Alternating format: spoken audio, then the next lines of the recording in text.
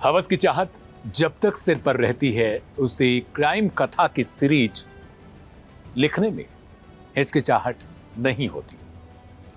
माने जब तक यौन इच्छा की जगह आपके सिर पर चढ़कर नशा न बन जाए, तब तक अपनों का खून भी आपको धीरे धीरे पानी लगने लगता है।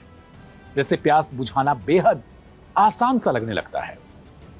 एक पत्नी आखिर कैसे नंदोई के साथ बिस्तर पर जब पकड़ी जाती है तो उसके बाद पति के खून से 7 फेरों के 7 वचनों को दरकिनार करते हुए उसने एक अपनी तरफ से नया 8वां वचन लिखा और उसमें मौत दे दी।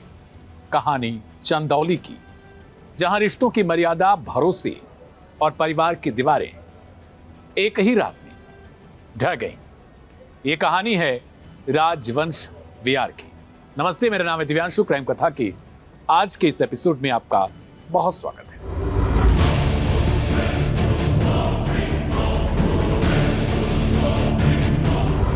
जैसे दुनिया ने पहले खुद से जान देने की कहानी समझी, लेकिन पुलिस की जांच ने उस सच को उजागर कर दिया जिसमें प्रेम नहीं, हवस और साजिश, इससे खून से लिखी हुई एक अध्याय छिपी हुई थी। शुरुआत होती है एक तहरीर से, यानी एफआईआर से, जिसमें बताया गया था कि राजवंश ने अपनी जमीन गिरवी रखी थी। यानी एक नई कहानी थी ये जो एफआईआर में दिखी, और विवाद के चलते वह मानसिक तौर पर दबाव में आ जाता है, परेशान हो जाता है और अंततः उसने खुद की जान दे दी, खुद को लटकाकर। लेकिन हर कहानी की तरह यहां भी सच इतना सीधा नजर नहीं आ रहा था।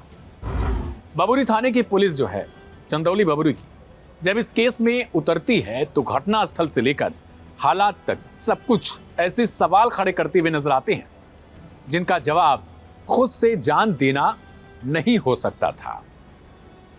जांच की परतें धीरे धीरे खुलती जा रही थी। हर परत के साथ एक नई कहानी आ रही थी, एक नया सच आ रहा था जिसने इस पूरे मामले को पलट कर रख दिया। मतलब जैसे जैसे जांच आगे बढ़ रही थी, पुलिस को कुछ न कुछ पेचीदा दिखने लगा था। दरअसल इस कहानी का असली चेहरा उसी घर के भीतर छिपा हुआ था, राजवंश के, जहां भरोसे की जगह विश्वासघात ने ले रखी थी। मृतक की पत्नी राम दुलारी जो अभी तक रो रही थी, और उसका बहनोई राम जन्म। जब पेच खुलता है तो पता चलता है कि इनके बीच अवैध संबंध था जो इस वारदात की जड़ बन चुके थे। 28 फरवरी की रात एक साधारण सी लगने वाली रात, लेकिन उसी रात ने एक जिंदगी खत्म करने की योजना तैयार की थी। बताया गया कि पहले दोनों के बीच मोबाइल पर बातचीत होती है, कुछ प्लान बनते हैं। फिर रात में राम जन्म जब घर पहुंचता है, खाना होता है, यानी राजवंश के घर आया था, बातचीत होती है और सब कुछ सामान्य सा लग रहा था। लेकिन रात के सन्नाटे में जब पूरा घर सो चुका था, राम जन्म अपने कमरे में सो रहा था, उसी वक्त रिश्तों की सारी सीमाएं टूट गई। राम दुलारी जो पत्नी है और राम जन्म, इन सब के बीच अवैध संबंध बन रहे थे। ये एक बिस्तर पर थे, एक बेड पर थे, और तभी वहां पर उनका पति, और सब कुछ बदल जाता है। राजवंश ने दोनों को आपत्तिजनक स्थिति में देख लिया था। एक पति के लिए इससे बड़ा झटका कुछ और नहीं हो सकता है। वो आप भी बताइएगा। विवाद हुआ, आवाजें उठ रही थी, चिल्लाहट थी, लेकिन इस बार यह झगड़ा सिर्फ शब्दों की मर्यादाओं को तार तार नहीं करता है, यानी शब्दों तक सीमित नहीं रहता है, बल्कि गुस्सा, डर और पकड़े जाने की घबराहट ने, इन तीनों ने मिलकर एक ऐसी कहानी, एक ऐसे फैसले को ले लिया जब हमेशा के लिए अपराध बन चुका था। वो पकड़े जाते हैं और उसके बाद सोचिए उन्होंने किस तरीके से इस पूरी कहानी को नई कहानी के रूप में देने की कोशिश की। विवाद के दौरान राम जन्म ने राजवंश का गला दबा दिया। इसमें राम दुलारी उसकी पत्नी भी थी। फिर राम दुलारी भी इस हत्या में शामिल हो जाती है। जैसा मैंने पहले बताया, दोनों ने मिलकर रस्सी से उसको मौत दी जब तक उसकी सांसें नहीं थमी। सांसें जब थम गई तो दोनों ने चैन की सांस ली। लेकिन कहानी यही खत्म नहीं हो पाती, क्योंकि असली साजिश उसके बाद रची जाती है। मौत तक सब कुछ ठीक था उनके लिए, हत्या को खुद से जान देने की कोशिश की जाती, उसे एक नया रूप दिया जाता है, क्योंकि इन दोनों को समझ नहीं आ रहा था वो क्या करें।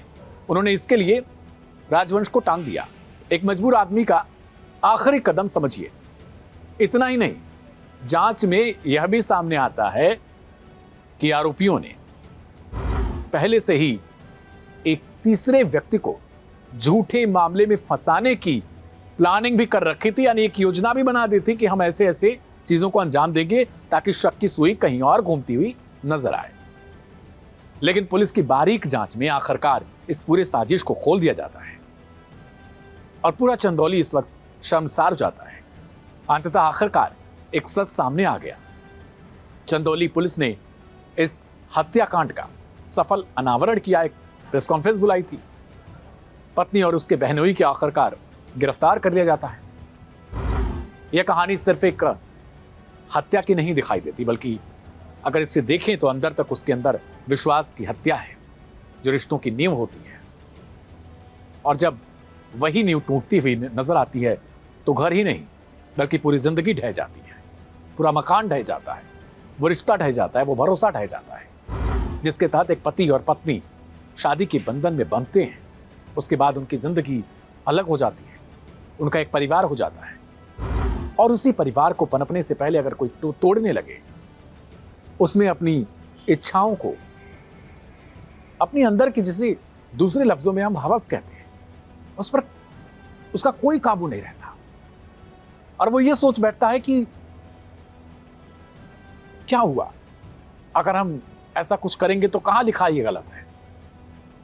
लेकिन सोचिए, समझिए कि जब आपको किसी अलग राह पर ले जाया जाता है, कोई ले जाने की कोशिश करता है, तो आपको भरसक ऐसे शब्दों से नवाजता है, ऐसे शब्द आपको सुनाता है जिससे आपको ये लगे कि नहीं, आप गलत नहीं कर रहे हैं, आप सही हैं, आपके इरादे सही हैं और ऐसा करना कोई गलत कदम नहीं है। एक शादीशुदा महिला हो या फिर एक पुरुष हो, उन दोनों के लिए इससे बड़ा और पाप क्या हो सकता है कि वो अपने ही पार्टनर, अपने जीवन साथी, या हमारे धर्म ग्रंथों में जिसे कहा जाता है कि आधा भाग पति का तो आधा भाग पत्नी का,